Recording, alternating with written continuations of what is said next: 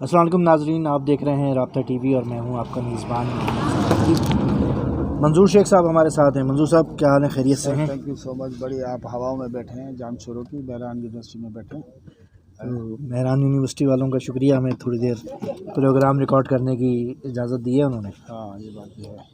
तो आज supreme court के अंदर एक बड़ा दिलचस्प केस लगा था कि मीर बादशाह साहब हैं और वो जो है 2018 में उन्होंने कागजात जमा कराए थे और उनकी जाली डिग्री के ऊपर हाँ, नाअहली है सारी ज़िंदगी की ताहयात। ताहयात ना है। अब मसला ये है कि एक आ चुका है इलेक्शन एक्ट, जिसमें नाअहली जो है वो 5 साल की हो चुकी है। अब सुप्रीम कोर्ट के अंदर भी ये सवाल आया है कि भाई ये नाअहली जो है, अच्छा सुप्रीम कोर्ट जो है ताहयात नाअहल कर चुकी है लोगों को, तो सवाल ये है कि ये ताहयात नाअहली होगी या 5 साल की होगी। तो सुप्रीम कोर्ट में ये बात आई है कि भाई जो लोग फॉर्म जमा कराएंगे वो भी कंफ्यूज रहेंगे और जो फॉर्म लेंगे वो भी कंफ्यूज रहेंगे कि सुप्रीम कोर्ट का हुक्म माने या कानून को देखें। तो अब उन्होंने रिकमेंड किया है कि 5 रुकनी बेंच, लार्जर बेंच बनाया जाए इस मसले के ऊपर।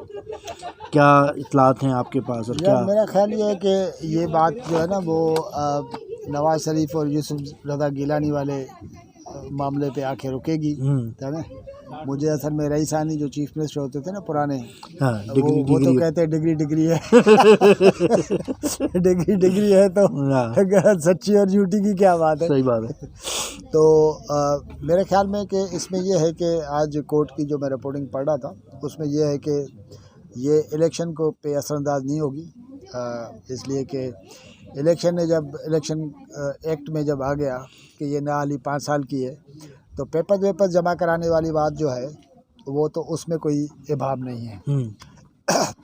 बाकी ये है कि पनामा केस में जो नवाज शरीफ वाली जो नाअहली है हमने पूरी उम्र की, तो उसमें ये होगा कि पाकिस्तान की में ओपिनियन जो है वो लॉयर्स जो हैं उनका डिवाइडेड है।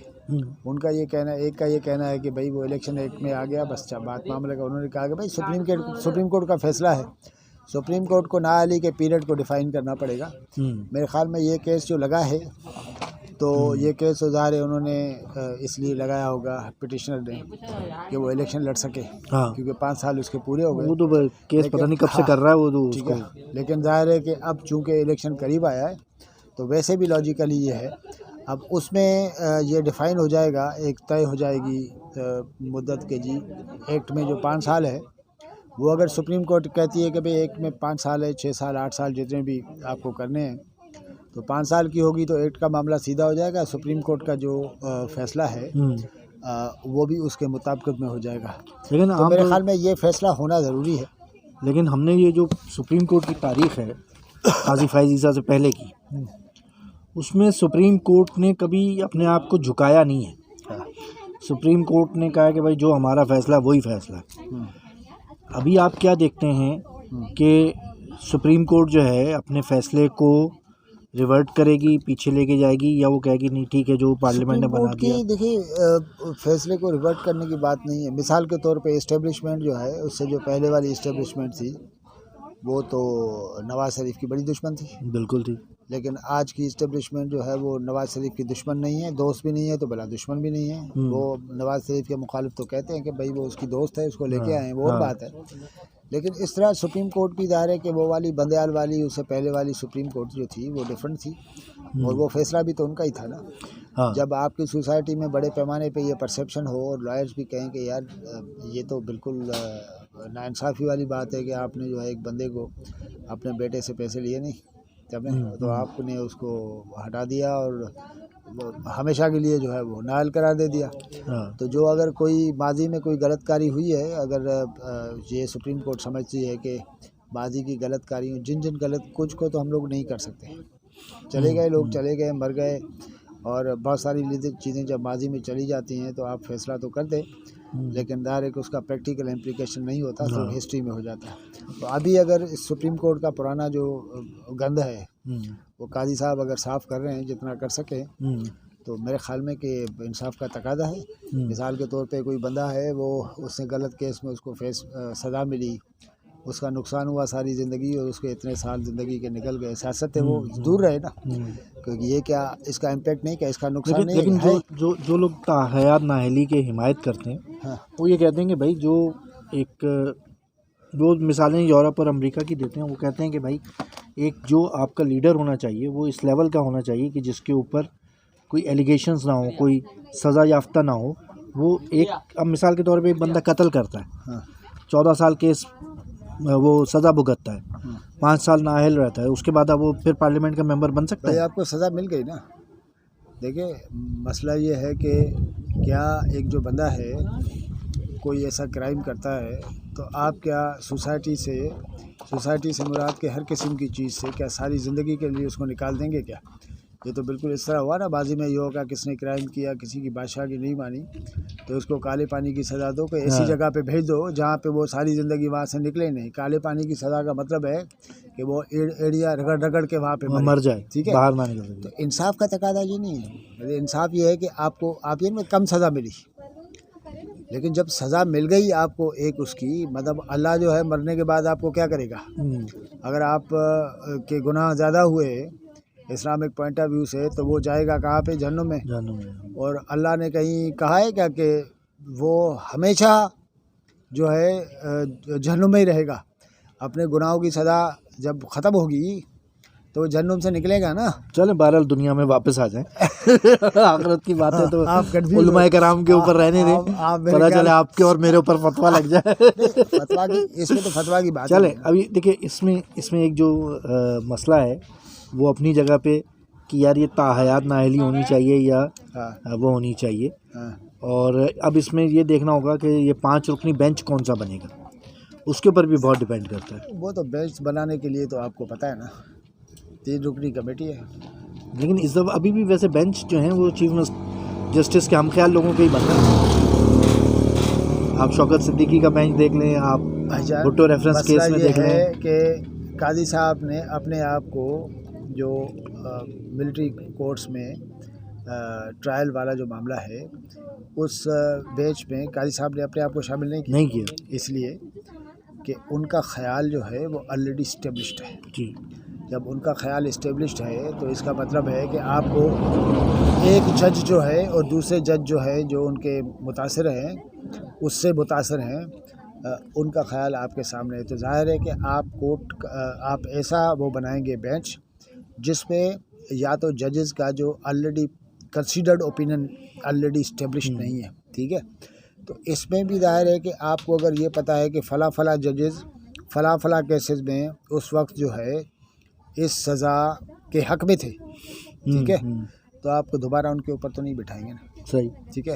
अनफॉर्चुनेटली हमारी पूरी सुप्रीम कोर्ट के जजेस का, मोस्टली जजेस का हमें ओपिनियन 19-20 फ़र्क से पता चली गया। लेकिन आपके पास जजेस की तादाद यही है ना, आप कहाँ से लेके आएंगे?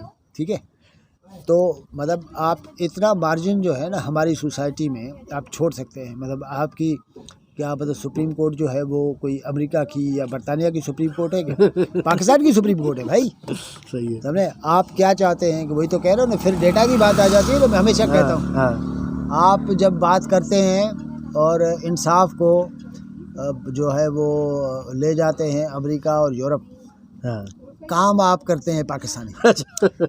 पाकिस्तानी काम करें और आप मिसालें यूरोप अमेरिका के। अच्छा, डाटा में जो है ना अभी बड़ा एक दिलचस्प डाटा आया है ट्रांसपेरेंसी इंटरनेशनल का, और हमारे 3 इदारे जो है वो जीते हैं करप्शन के अंदर। सबसे नंबर 1 जीता है पुलिस, उसके बाद जीते हैं ये जो टेंडर वगैरह देते हैं डेवलपमेंट के जो काम करते हैं इदारे, वो जीते हैं, और तीसरे नंबर पे आई है हमारी अदलिया। तो आपकी ये पूरी रूलिंग क्लिक है, ये क्लिक है, और आपकी रूलिंग क्लिक है। आपने डेटा तो मुझे खुद दे दिया ना, और आप चाहेंगे कि इसका फैसला भी बरतानिया की तरह करें। और जो निज़ाम इंसाफ के 2 पिलर हैं, मतलब पुलिस और अदलिया, वो करप्ट तरीन है। और अभी मेरा ख्याल है उसकी भी लिस्ट आ गई है कि दुनिया में जो अदलिया के मेयार हैं, तो मेरा ख्याल 140 नंबर आया है, मुझे जहन में नहीं है। थोड़ा बेहतर हुआ होगा बंदियाल के बाद। तो भाई ये जो अदलिया और पुलिस में जो करप्शन है, जो ठेकों के अंदर करप्शन है, इस पे अदलिया कोई सो मोटर्स नहीं लेगी कि यार हमारे यहाँ इतनी करप्शन क्यों है? सो मोटो के चक्कर को छोड़ें, क्योंकि सो मोटो जो भी आपने लिए उन्होंने आपके सिस्टम को तबाह किया है। हमारा तजुर्बा नहीं तो अदलिया अपने सिस्टम को तो देखे, अपने सियासतदानों के हवाले से तो लेती रही है ना अदलिया सो मोटो। अपने सो मोटो अपना लेना यानी अपने पास गौर व फिक्र सोच का और एक्शन का अमल अपने पास शुरू करें। पुलिस को भी शुरू करना चाहिए, ठीक है ना। इसी तरह जहाँ जहाँ मिसाल के तौर पे ठेके, आपकी सारी डेवलपमेंट जो है पॉलिटिक्स के साथ कनेक्टेड है, पॉलिटिकली पोल्यूटेड है, ठीक है। तो उन लोगों को भी, तो आपकी सोसाइटी में अच्छा ठेके आजकल सबसे ज़्यादा किसको मिलते हैं ये भी आपको पता है। नाम आप नहीं ले सकते, न ले, आपको बंदिश लग सकती है। कहने का मतलब है कि आपको हर जगह पे, हर इदारे को, हर इंस्टीट्यूशन को सोचने की ज़रूरत है कि हम अपने साथ कर क्या रहे हैं, ठीक है। ये ट्रांसपेरेंसी फला, ये शुक्र करें कि इस टाइप की रिपोर्टें आ जाती हैं। अगर नहीं आती तो आप कहते हैं हमारे जैसे पारसा तो कोई है नहीं, ठीक है ना। तो ये आपको पता चल गया। इसमें मीडिया का भी काम है। मीडिया का भी मामला क्या है कि एक दफ़ा आपने कह दिया, अच्छा ठेकों में जो प्रॉब्लम है, आप पॉलिटिकली खबरें भी पॉलिटिकली चलाते। गज़ब किस्म की दास्तानों वाला याद है ना आपको? हाँ, चले अजब करप्शन की गज़ब दास्तान कामरान खान साहब के गज़ब साथ। दास्तानें थी। और उसके बाद क्या हुआ आपके सामने है। जब आपकी मीडिया ऐसी होगी, आपकी ब्यूरोक्रेसी, आपके डिप्टी कमिश्नर वो होते हैं प्रोजेक्ट डायरेक्टर्स, उनको इंजीनियरिंग की अलग बे का पता नहीं होता। और इंजीनियर भी कहता है कि यार मैं इससे अपने प्रोजेक्ट डायरेक्टर से फड्डा करके घर में जाके बैठूंगा ना। जब घर में जाके बैठूंगा तो मेरा क्या होगा?